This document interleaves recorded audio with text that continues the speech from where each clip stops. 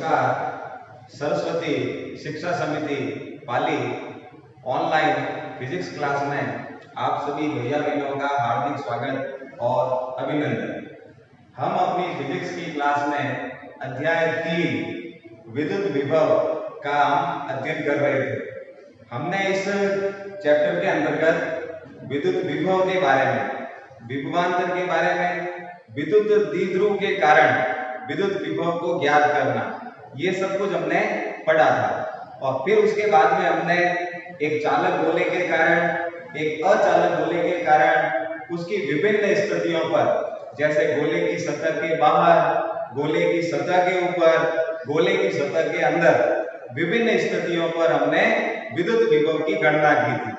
अब हम अपने इस भाग में, हमारा जो टॉपिक चल रहा था उसी के हम आगे बढ़ रहे हैं। हम इस भाग में अब आवेशों के निकाय की स्थितिज ऊर्जा को ज्ञात करेंगे। इसका मतलब ये है, हमारे पास आवेशों का निकाय होगा। निकाय का मतलब ये होता है कि उसमें दो या दो से अधिक आवेश हो सकते हैं। ऐसे निकाय की हम स्थितिज ऊर्जा की कल्पना करेंगे, स्थितिज ऊर्जा को ज्ञात करेंगे। ऊर्जा हम जानते हैं कार्य से ही उत्पन्न होती है। कार्य और ऊर्जा लगभग समान होते हैं। फिजिक्स में उनकी विमाएं, उनके मात्रक और सारे गुणधर्म समान होते हैं।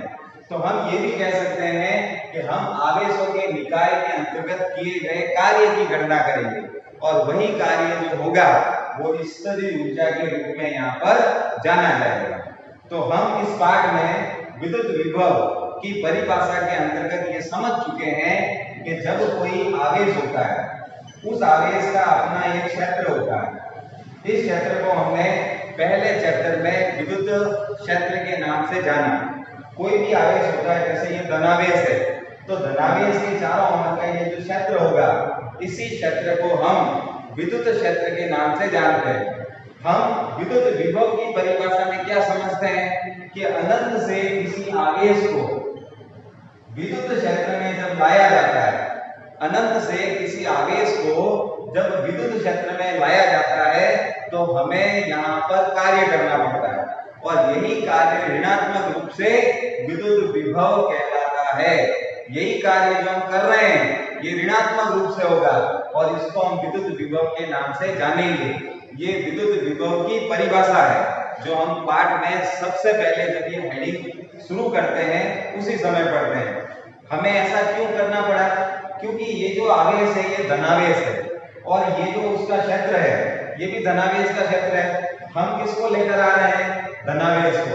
तो हम सब जानते हैं कि प्लस आवेश और प्लस आवेश एक दूसरे को क्या करेंगे? प्रतिकर्षण करेंगे। और जब हम इसको लेके आएंगे तो ये आवेश इधर आना नहीं चाहेगा। क्यों?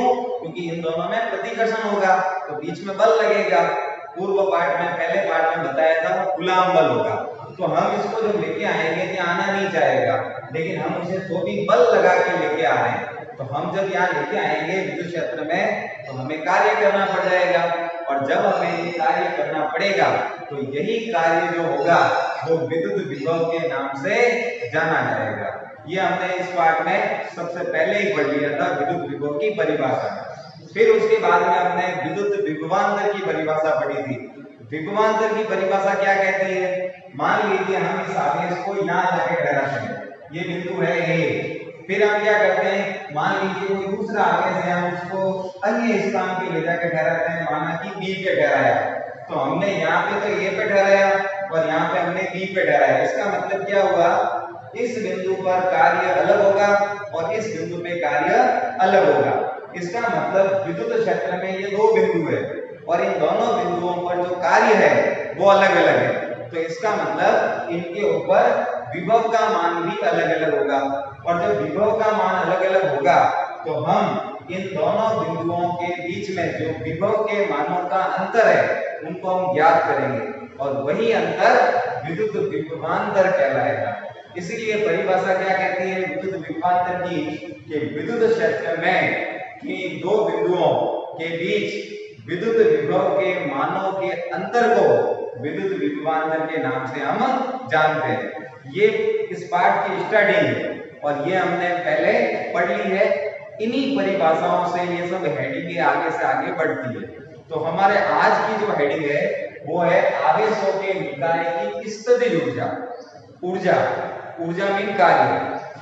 हम आवेश को यहां से यहां लेके आ रहे हैं, हम कार्य ही कर रहे हैं, लेकिन यही कार्य ऊर्जा के रूप में, अगर ये आवेश यहां आया, अब यहां आके ठहर गया है, अब यहाँ पे एक और दो आवेश बन गए हैं, अगर इन आवेशों के निकाय को मिल जाए, जो ये कार्य किया ना, यही कार्य इन आवेशों के निकाय को मिल जाए, तो इसी को हम यहाँ पर इन आवेशों के निकाय की स्थितिज ऊर्जा के नाम से जानेंगे। तो स्थितिज ऊर्जा है क्या? स्थितिज ऊर्जा की परिभाषा विभव से ही निकल रही है, लेकिन इसमें अंतर इतना है कि विभव में तो हम जो कार्य करते हैं उसी कार्य को बता देते हैं कि ये विभव है, लेकिन यहाँ पर वो जो कार्य है वही कार्य ऊर्जा के रूप में इन आवेशों को मिल जाता है। जैसे पहले से यहाँ एक आवेश था, अपन एक और लेके आ गए, तो अब दो आवेश हो गए, तो वो कार्य ऊर्जा के रूप में इन आवेशों को मिल जाएगा। और यही जो अब मिल गया है, तो ये इस निकाय की स्थितिज ऊर्जा कहलाएगी, क्योंकि हम जब आवेश को लेकर आए थे तो हमें इस आवेश के विरुद्ध में हमें कार्य करना पड़ा था, तो ये कार्य इन्हीं को ऊर्जा के रूप में मिल गया, तो ये स्थितिज ऊर्जा कहलाएगी। अगर हम किसी और आवेश को लेके आ गए, जैसे हम इसको लेके आ गए यहाँ पे, तो हम और आवेश को लेके आए, तो अब क्या होगा? अब हमें इस आवेश के विरुद्ध में भी कार्य करना पड़ेगा और इस आवेश के विरुद्ध में भी हमें कार्य करना पड़ेगा। तो यहाँ हमें दो आवेशों के विरुद्ध में कार्य करना पड़ेगा।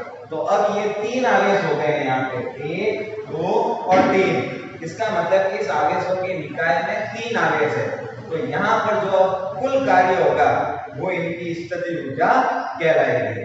तो स्थितिज ऊर्जा का मतलब यही है कि अनंत से किसी आवेश को विद्युत क्षेत्र में जब लाया जाता है, तो विद्युत क्षेत्र में लाने के लिए जो कार्य करना पड़ता है वही कार्य ऊर्जा के रूप में इन आवेशों को मिल जाता है। इसी को हम वहां पर आवेशों के निकाय की स्थितिज ऊर्जा कहते हैं। अब मैं आपको ये स्थितिज ऊर्जा का जो फॉर्मूला है वो निकाल के बताता हूं।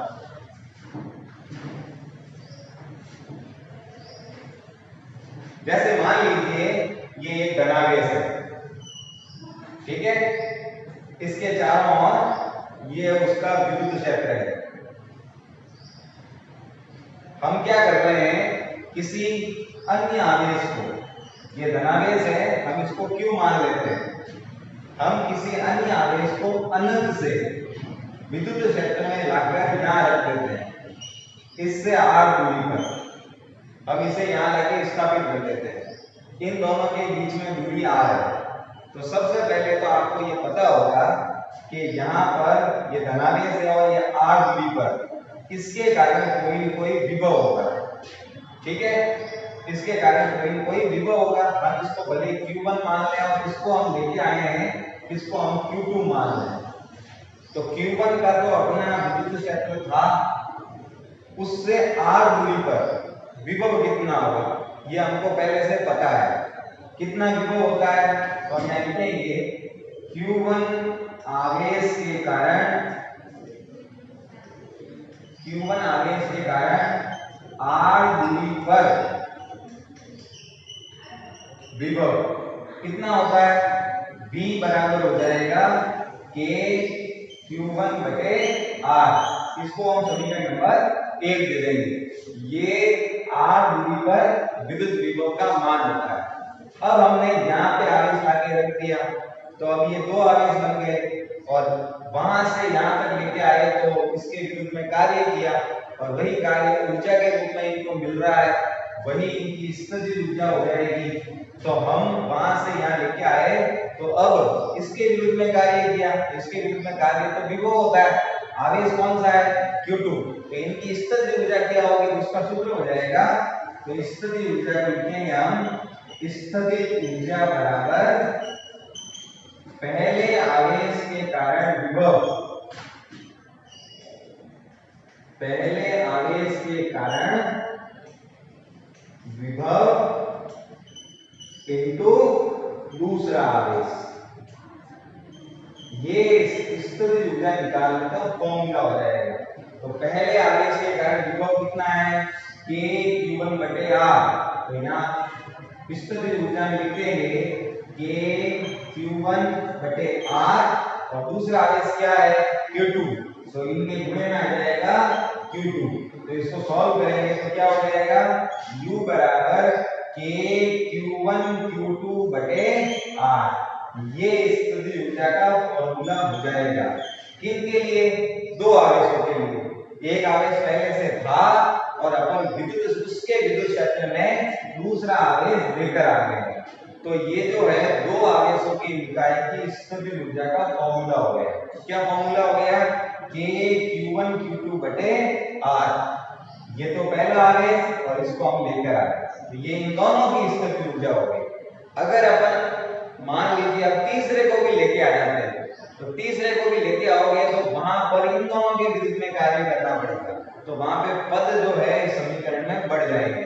वो हम अगले डेरिवेशन में कर रहे हैं। तो ये तो हो गया आवेशों की निकाय की स्थितिज ऊर्जा कैसे ज्ञात होती है, कैसे उसकी परिभाषा होती है और क्या उसका सूत्र होता है, उसके लिए छोटा सा डेरिवेशन और परिभाषा।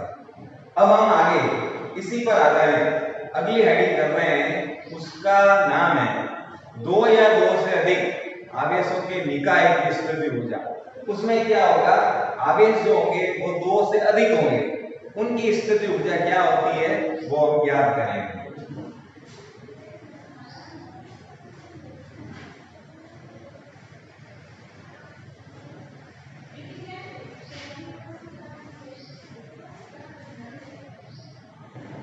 हम लिखते हैं हेडिंग दो या दो से अधिक आवेशों के निकाय की स्थितिज ऊर्जा।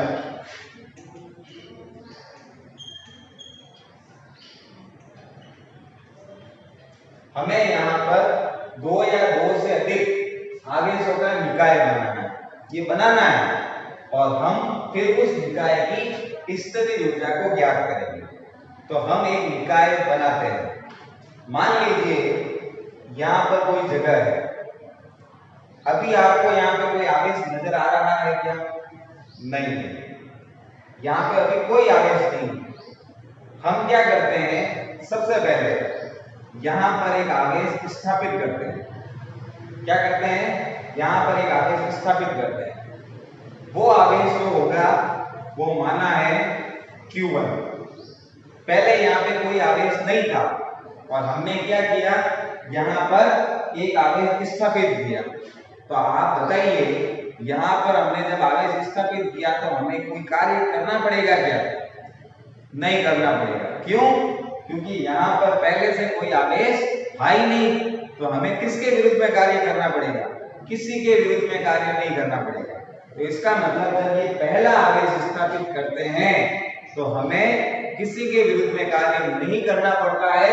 इसीलिए हम लिख देते हैं W1 बराबर 0 समीकरण नंबर 1। जब पहला आवेश स्थापित करते हैं तब ये बात लागू होती है। अब हम क्या करते हैं दूसरा आवेश मान लीजिए Q2, ये आवेश यहां पर आया और हम क्या करते हैं अब यहां से उठाकर इसको इसके विद्युत क्षेत्र में ले जाकर यहां स्थापित कर देते हैं। इससे R12 दूरी पर ये Q2 आवेश जो है बहुत दूर पड़ा था। हम वहां से उसको लेकर आए और हमने Q1 के विद्युत क्षेत्र में इसको स्थापित कर दिया R12 दूरी पर। तो अब आप बताओ हम उसको यहां से यहां लेके आएंगे तो हमें कार्य करना पड़ेगा। क्यों? क्योंकि हम इसके विद्युत क्षेत्र में इसको लेकर जा रहे हैं। तो अब हमें कार्य करना पड़ेगा किसके विरुद्ध में? Q1 के विरुद्ध में। तो कार्य करना पड़ेगा और वही कार्य इनको ऊर्जा के रूप में मिल गया तो वही इनकी क्या हो जाएगी? स्थितिज ऊर्जा हो जाएगी। तो अब वो स्थितिज ऊर्जा कितनी होगी या वो कार्य कितना होगा वो हम यहाँ पर लिखेंगे। उसका हम पद लिखेंगे यहाँ पर। तो स्थितिज ऊर्जा का सूत्र बताया है मैंने, पहले आवेश के कारण विभव इनटू दूसरा आवेश। तो हम W2 कैसे निकालेंगे? पहले आवेश के कारण विभव क्या है, पहला आवेश है Q1, तो उसके कारण विभव क्या हो जाएगा KQ1 बटे दूरी कितनी है R12, तो यहाँ लिखेंगे R12। और दूसरा आवेश कितना है, दूसरा आवेश है Q2, तो वो इनके मल्टीप्लाई में आ जाएगा, तो हो जाएगा Q2। ठीक है, तो अब इसको सॉल्व कर दो, तो W2 बराबर हो गया KQ1 Q2 बटे R12, ये समीकरण नंबर हो जाएगा 2 और ये समीकरण नंबर था 1। पहला आवेश जब हम लेके गए हमें कोई कार्य नहीं करना पड़ा, इसलिए 0। दूसरा आवेश हम लेके गए हमें पहले वाले के विरुद्ध में कार्य करना पड़ा, तो वो कार्य इतना है। ये दो आवेशों के कारण जो है ऊर्जा होगा। लेकिन अब हम डेरिवेशन में कह चुके हैं कि 2 या 2 से अधिक, तो हम इसमें तीसरा आवेश भी शामिल कर रहे हैं। हम तीसरा आवेश है माना कि Q3, इसको हम बहुत दूर से उठाकर लाकर यहां स्थापित कर रहे हैं, यहां पे लाकर स्थापित कर दिया। अब जब हम वहां से लाकर इसको यहां स्थापित कर रहे हैं, तो इसकी 1 से जो दूरी है वो है R13 और इसकी 2 से जो दूरी है वो है R23। 2 से दूरी 23, 1 से दूरी 13, तो ये इसकी दोनों आवेशों से दूरियां हो गई, तो हम उसे यहां लाके स्थापित कर रहे हैं।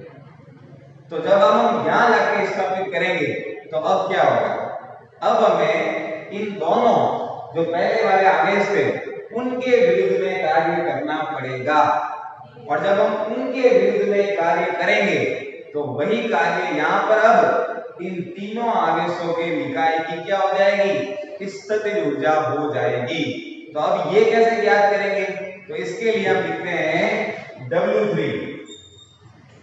तीसरे के लिए कार्य हो रहा है, तो W3 क्या होगा, पहले वाले के विरुद्ध में कार्य, तो Q3 का पहले वाले के विरुद्ध में क्या होगा, तो क्या लिखेंगे, पहले के कारण विभव इनटू दूसरा आवेश, तो सूत्र क्या होगा KQ1 Q3 बटे R13। क्यों, पहले के कारण विभव कितना हो गया KQ1 और दूरी है R13 और आवेश दूसरा Q3, वो इसके गुणे में आ गया।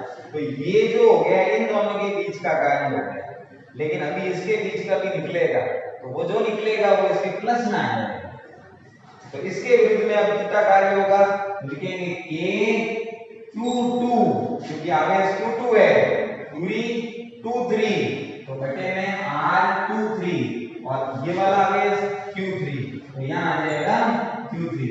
तो ये जो कार्य आ जाएगा, अब तीसरे वाले आवेश को जब हम लेके आए तो उनके द्वारा जो कार्य हुआ, निकाय के पास कुल ऊर्जा जो हो गई वो तीसरा आवेश आने से इतनी हो गई। ठीक है, लेकिन ये तो तीसरा आवेश आने के कारण हुई है, ये दूसरा आवेश आने के कारण हुई है, और ये पहला आवेश आने के कारण हुई है। लेकिन अब आपसे पूछ ले कुल स्थितिज ऊर्जा कितनी है, तो कुल के लिए हम क्या करेंगे, पहले वाले को, दूसरे वाले को और तीसरे वाले को जोड़ देंगे, तो वो निकाय की कुल स्थितिज ऊर्जा आ जाएगी। लेकिन उससे पहले हम एक और आवेश यहाँ पे लाके स्थापित करते हैं, चौथा आवेश में हम लेके आते हैं। तो हम क्या करते हैं, इसी में एक और आवेश Q4 जो बहुत दूर पड़ा है वहां से लाकर हम यहाँ स्थापित कर देते हैं। यहाँ पे इसकी 3 से जो दूरी है वो है R34, 2 से जो दूरी है वो है R24 और 1 से जो दूरी है वो हो जाएगी R14। ये दूरियां हो गई। तो अब चौथे वाले को लेके आए तो कितना कार्य करना पड़ा, तो वो हो जाएगा W4 बराबर, अब तो आप निकालना सीख गए होंगे, तो हम सीधा ही डायरेक्ट लिख देते हैं। सबसे पहले वाले के कारण कितना कार्य हुआ, तो KQ1 Q4 बटा R14। दूसरे वाले के विरुद्ध में कितना हो जाएगा, तो KQ2 Q4 बटा R24। इसी प्रकार तीसरे वाले के विरुद्ध में तो प्लस में KQ3 Q4 बटा R34 और फिर तीसरे वाले के विरुद्ध में हो गया, पहले वाले का आ गया, दूसरे वाले का आ गया, तीसरे वाले का आ गया, माने इसमें 3 समीकरण आएंगे और ये तो होगा कुल। चौथा आगे जब लेके आए तो उसके द्वारा किया गया कार्य होगा, इसको हम समीकरण नंबर 4 दे देंगे। पहले वाले को लेके आए तब कार्य 0, दूसरे वाले को लेके आए तो ये, तीसरे वाले को लेके आए तो ये, और ये चौथे वाले आवेश को लेके आए तब। अब यहाँ पे 4 आवेशों का निकाय बन गया है, और 4 आवेशों का जब निकाय बन गया तो अब इसके पास में कुल ऊर्जा कितनी होगी, तो हम कुल स्थितिज ऊर्जा ज्ञात करने के लिए सबका योग कर देंगे। तो हम यहाँ लिखेंगे कुल स्थितिज ऊर्जा। तो कुल स्थितिज ऊर्जा कितनी हो जाएगी, लिखेंगे W बराबर W1 plus W2 plus W3 plus W4। हम इन सबको जोड़ देंगे और सब जोड़ेंगे, ये तो 0 है, ये वाला पद जुड़ जाएगा। तो देखो इसमें एक पद है, इसमें 2 है और इसमें 3 है, तो उत्तर में 6 पद आ जाएंगे। क्या हो जाएगा, W बराबर सबसे पहले K Q1 Q2 बटे R12 ये आ गया। फिर ये वाला K Q1 Q3 बटे R13 प्लस ये वाला K Q2 Q3 बटे R23, और फिर प्लस में ये वाले तीनों आ जाएंगे, तो K Q1 Q4 बटे R14 plus K Q2 Q4 बटे R24 और प्लस K Q3 Q4 बटे R32। ये जो पद आ गया इसको हम समीकरण नंबर 5 लिखेंगे, और यही जो होगी वो कुल स्थितिज ऊर्जा हो जाएगी 2 या 2 से अधिक आवेशों के निकाय के लिए। तो इस तरह से आज की कक्षा में हमने 2 डेरिवेशन मैंने 2 हेडिंग किए हैं छोटे छोटे। कौन से, एक तो हेडिंग किया हमने 2 या 2 से अधिक आवेश होते हैं तो उनकी स्थितिज ऊर्जा क्या होती है, और एक हमने किया कि आवेशों का कोई भी निकाय होता है उसकी स्थितिज ऊर्जा क्या होती है। तो ये हमने 2 हेडिंग किए हैं, आप इनको मिलाना समझना। गृह कार्य में 3 प्रश्न दिए गए हैं, आप उन्हें सरल करना, उत्तर उनके साथ है, सेम इसी पर आधारित है, उनको मिलाना। इसी के साथ आज की कक्षा के लिए धन्यवाद।